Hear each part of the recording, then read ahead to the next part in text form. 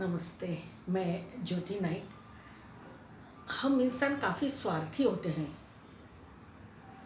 हर इंसान अपना स्वार्थ कहीं न कहीं कोई संबंधों में, कुछ पाने में या कुछ करने में, कहीं न कहीं स्वार्थ सभी का छुपा होता है। भले ही वो छोटा-सा हो, बड़ा हो, कैसा भी हो, लेकिन इंसान स्वार्थी होता है, ये तो बिल्कुल सच है। आप, मैं, सभी। जब हमें दर्द होता है या हमें कुछ लगता है, तो हमें तकलीफ़ होती है। और क्यों होती है? क्योंकि हमें जीवन है इसलिए। तो यही जीवन पेड़ पौधों में भी होता है, लेकिन हम अपने स्वार्थ के लिए, अपने सौंदर्य को बढ़ाने के लिए, त्योहार मनाने के लिए, घर को सजाने के लिए, हम फूलों में आई छोटी छोटी नन्ही कलियों को या खिले हुए फूलों को तोड़ देते हैं। बेरहमी से तोड़ के इकट्ठा करते हैं, घर सजाते हैं, लेकिन दूसरे दिन उन फूलों को फेंक देते हैं। कोई सड़क पर फेंकता है, कोई पानी में डाल देता है और फूलों का अस्तित्व बिखर जाता है। जबकि हम ये जानते हैं कि पेड़ पौधों में भी जीवन होता है, लेकिन फिर भी हम अपने जीवन को महत्वपूर्ण समझते हैं, लेकिन पेड़ पौधों के जीवन को हम कोई महत्व नहीं देते। इन्हीं भावनाओं को लेकर बच्चों के मुंह से कही गई एक छोटी सी कहानी है। सुनिए, शायद ये भी आपको कुछ सोचने को मजबूर कर देगी। बहुत पुरानी बात है, जब दादी बच्चों को कहानियाँ सुना करती थी, या बच्चे भी उनको देख के कुछ अपनी कहानियाँ बनाते थे। उस वक्त का है बात, बहुत पुरानी है। एक नगरी थी, वहाँ का राजा बहुत ही दयालु, बहुत ही अच्छे स्वभाव का था। प्रजा बहुत सुखी रहती थी वहाँ पे। राजा उत्सव प्रिय था। नगर में हमेशा कहीं न कहीं उत्सव चलते ही रहते थे।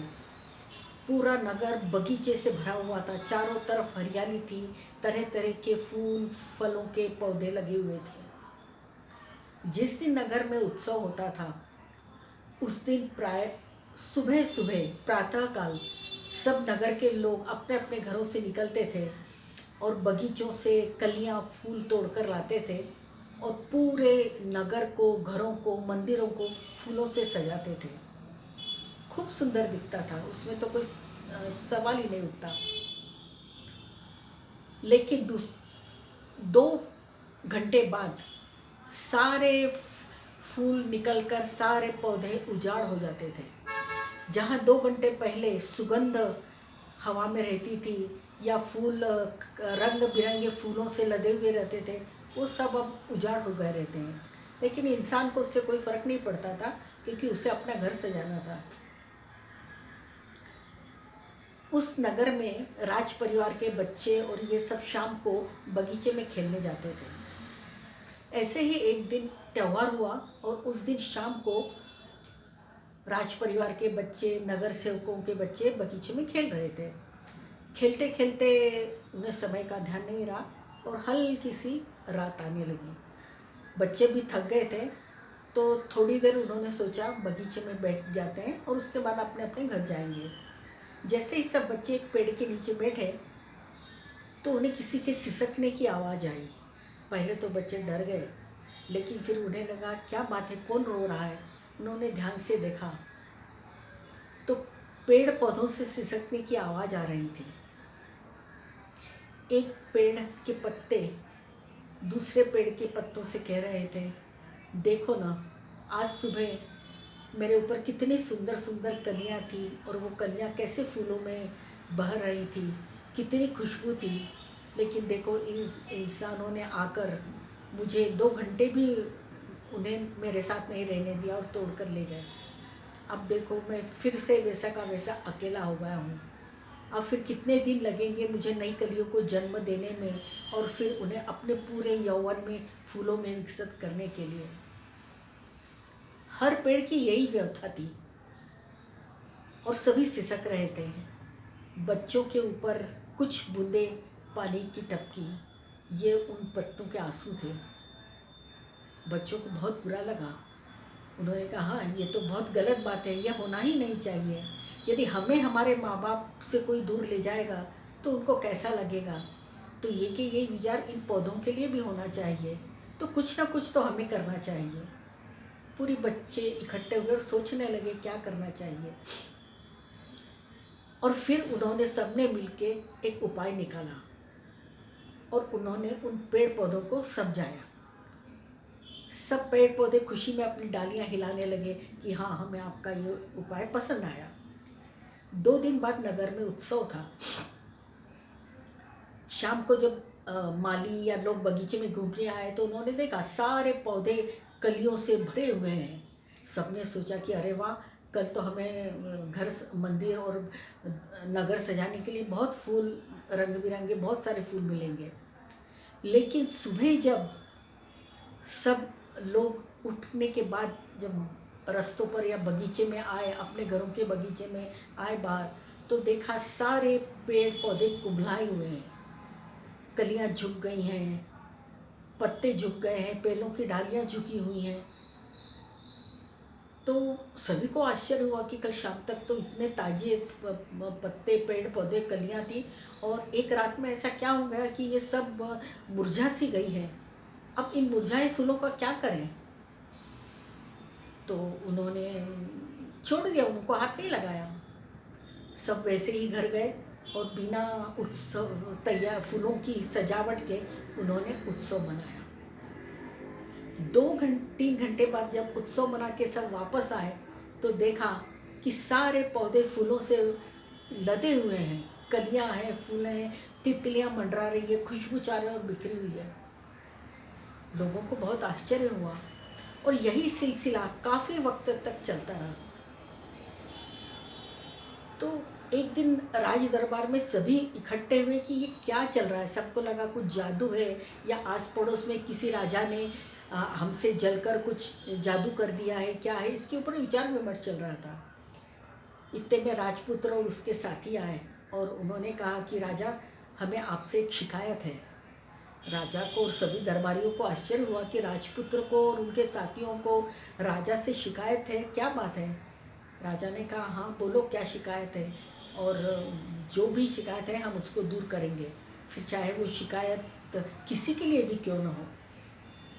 तो राजपुत्रों ने कहा कि मुझे एक बात बताइए, यदि हम में से किसी को भी कोई उठा के हमेशा के लिए ले गया तो आप क्या करेंगे? कुछ क्षण के लिए पूरा राज दरबार मौन हो गया, लेकिन सबने एक साथ कहा, ऐसे कैसे हो सकता है, हम अपने बच्चों को ऐसे किसी को कैसे ले जाने देंगे, हम उसे पकड़ेंगे और दंड देंगे। तो सब बच्चे एक साथ बोले, यही दंड हमें आप लोगों को देना है। सब आश्चर्यचकित हो गए, हमने क्या किया, हमने तो ऐसा कुछ भी नहीं किया है। तो राजपुत्र बोला, आपने किया है। आप हर त्यौहार पर इन फूलों से उनके बच्चे, जो छोटी छोटी कलियां हैं, जो यौवन में जा ही नहीं पाती, अध खुली रहती हैं, अपनी खुशबू हवा को दे ही नहीं पाती, तितलियों से दोस्ती कर ही नहीं पाती, और आप उन्हें तोड़कर अपने घरों को अपनी सुंदरता के लिए, अपने उत्सव मनाने के लिए सजाते हैं। और दूसरे दिन उनकी 2-3 घंटे की उम्र रहती है और आप दूसरे दिन उन्हें गलियों में डाल देते हैं, पानी में डाल देते हैं और उनकी ऐसी अनायास नष्ट कर देते हैं।